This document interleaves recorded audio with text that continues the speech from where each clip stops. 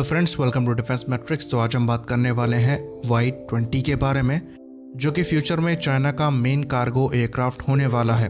तो शुरुआत में हम उसकी स्पेसिफिकेशंस को डिस्कस करेंगे और बाद में बात करेंगे कि क्या चीज़ इस एयरक्राफ्ट को स्पेशल बनाती है। तो Y-20 एयरक्राफ्ट स्ट्रेटेजिक एयरलिफ्टर की कैटेगरी में आता है, जिस कैटेगरी में IL-76 और C-17 ग्लोबमास्टर जैसे एयरक्राफ्ट हैं।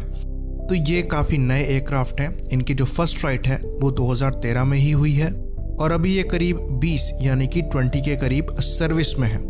तो अगर आप इस एयरक्राफ्ट के डिज़ाइन को देखेंगे तो डिज़ाइन इसका देखने में लगता है IL-76 और C-17 ग्लोबमास्टर से इंस्पायर्ड। टेक्निकली बात करें तो इसका जो फ्यूसलाज है वो काफ़ी वाइड है और डीप है। जो टेल सेक्शन है वो टी टेल कन्फिग्रेशन में है। साथ में जो कार्गो लोडिंग है वो रियर से ही होती है।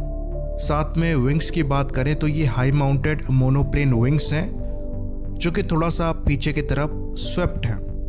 कॉकपिट की बात करें तो कॉकपिट जो है वो ग्लास कॉकपिट है, जिसकी वजह से जो क्रू रिक्वायरमेंट है वो कम हो जाती है। इसको उड़ाने के लिए आपको 3 क्रू की आवश्यकता है।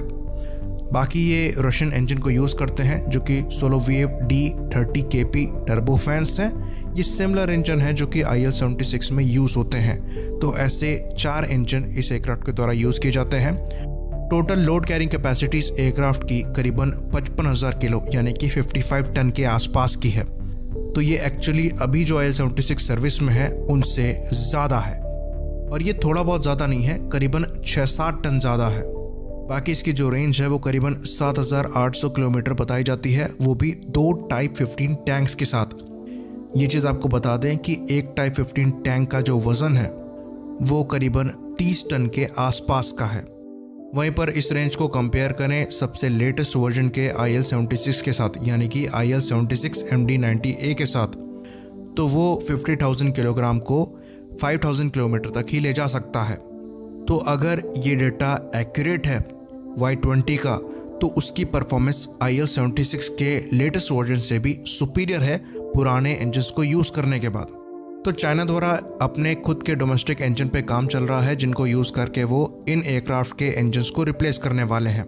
तो इन नए इंजन का नाम है WS-20, जो कि एक हाई बाईपास रेशियो वाला वर्जन है WS-10 इंजन्स का, जिनको चाइना ने डेवलप किया है अपने J-16, J-11 जैसे एयरक्राफ्ट के लिए। तो अभी जो सोलोविएव D30 KP इंजन इसमें लगे हैं वो मैक्सिमम थ्रस्ट करीबन 120 किलो न्यूटन के आसपास का पैदा करने में सक्षम है।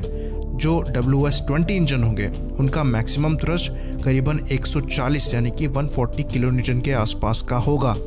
तो उनके लगने के बाद इस एयरक्राफ्ट की जो कार्गो कैरिंग कैपेसिटी है वो 55 टन से बढ़कर 66 टन के आसपास हो जाएगी। जैसा कि हम डिस्कस कर चुके हैं, ये जो WS-20 इंजन है ये WS-10 इंजन पर बेस्ड है, जो कि खुद CFM56 इंजन पर बेस्ड है, जो कि बोइंग 737 में यूज़ किया जाता है।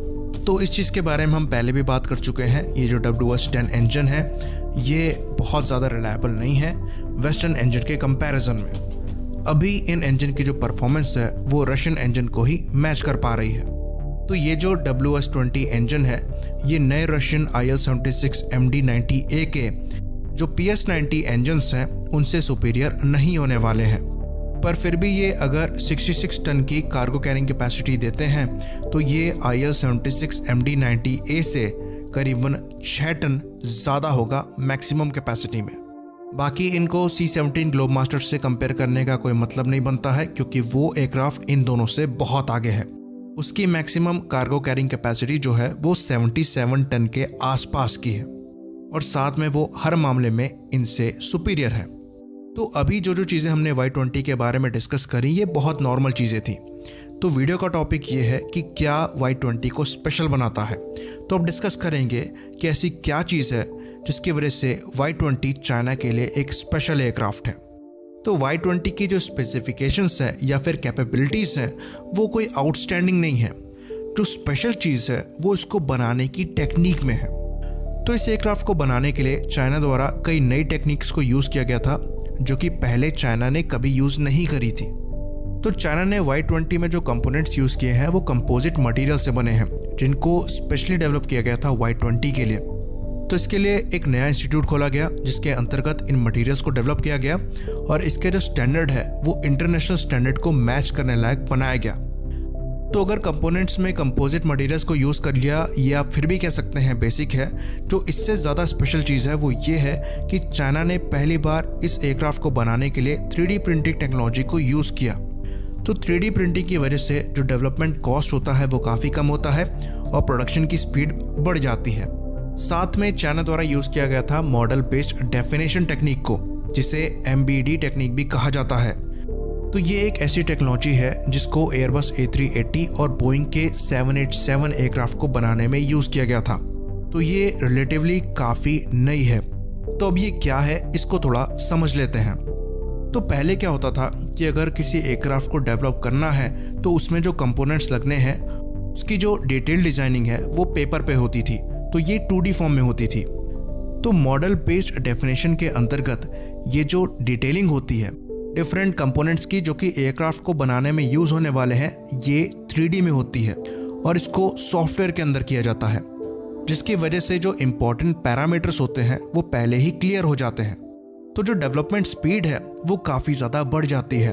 उदाहरण के लिए अगर Y-20 के विंग्स को असेंबल करना है बिना मॉडल बेस्ड डेफिनेशन को यूज़ किए हुए तो उसमें करीबन 1 से 2 महीने का टाइम जाता, लेकिन MBD को यूज़ करने के बाद ये काम कुछ घंटों का ही होता है। तो जो डिज़ाइन वर्क है वो करीबन 40% कम हो गया। ये बहुत बड़ा नंबर है। साथ में जो प्रोडक्शन है उसको 75% रिड्यूस किया गया और जो मैन्युफैक्चरिंग साइकिल है वो 30% कम हो गई। तो ये काफ़ी ज़्यादा रिसोर्स, टाइम और कॉस्ट तीनों बचाता है। तो इस एयरक्राफ्ट को डेवलप करने के लिए जो लोकल चाइनीज़ कंपनी इन्वॉल्व थी उनको मैंडेटरी मॉडल बेस्ड डेफिनेशन को इम्प्लीमेंट करना पड़ा, जो कि उनके फ्यूचर प्रोजेक्ट्स में उनको हेल्प करने वाला है। यानी कि चाइना की जो एयरक्राफ्ट मैन्युफैक्चरिंग कैपेबिलिटी है उसकी स्पीड बहुत बढ़ने वाली है। तो ऐसी इनोवेटिव टेक्निक्स को यूज़ करने की वजह से जो टेस्टिंग पीरियड है उसमें भी बहुत बड़ी कमी आई। जो 300 दिन के टेस्ट हैं वो खाली 194 यानी कि 194 दिन में ख़त्म हो गए। तो ऐसे एयरक्राफ्ट को डेवलप करने के बाद चाइना के लिए एक बड़ा रूम खुल चुका है, जिसमें एक बेस प्लेटफॉर्म जो है वो तैयार हो गया है। अब इस पर बेस्ड रिफ्यूलर्स भी आएंगे, एवैक्स भी आएंगे और डिफरेंट तरीके के एयरक्राफ्ट जो हैं वो बनाए जाएंगे और साथ में ये काफ़ी तेज़ी से बनाए जाएंगे। तो इसी बात पर हम इस वीडियो को ख़त्म करेंगे। लाइक करिए, सब्सक्राइब करिए। जय हिंद।